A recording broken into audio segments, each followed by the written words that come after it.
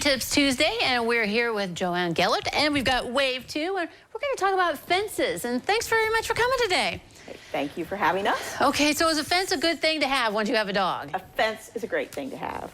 And Wave is getting, her new fence is almost done, so she thought that would be a great topic for us to talk about today. What kind of fence you getting? We're getting a conventional fence. Okay. Ours is going to have 3 boards, and then of course wooden posts, and it's got wire in between, but you really don't see that wire from a distance, so it looks really nice, and it's going to be done hopefully maybe today, but we did it. We live on State Route 117, you know, busy road, so we always have to go out with the dogs, so having the fence means that, you know, they can maybe be out a little more, or I can sit on the patio and read a book and not have to be quite so worried about the dogs. Right, Wave. yeah. We down, please. Well, and you mentioned, you know, the wire in between. So, like, I guess you have to be careful about how much room is because dogs can just scoot on through, right? Exactly. So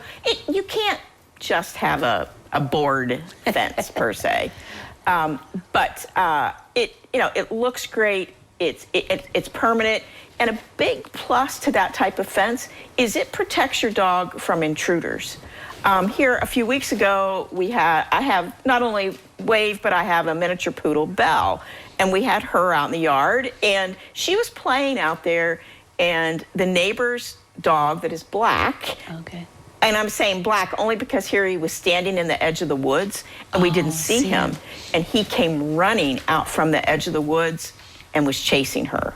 So a regular fence protects your dog from intruders. Right. So lots of folks still, you know, like an invisible fence, and I'll have to be honest, I am not a fan of the invisible fence, but there's still, just like anything, you got to talk about it. There's certain situations it works.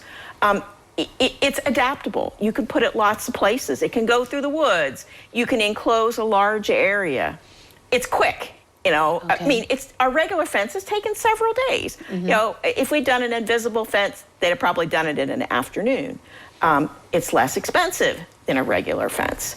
You don't have to worry about human error, like people leaving the gate open or leaving the door open. So there are lots of pros to it, but there are cons as well. The dogs do have to be trained to understand where the boundary is, and you may have gone by somebody's yard and you see all these little flags. Yeah. They've got an invisible fence put in, and most fence companies will work with the owners because you've got to walk the dog around the perimeter till the dog understands, and the dog wears a collar.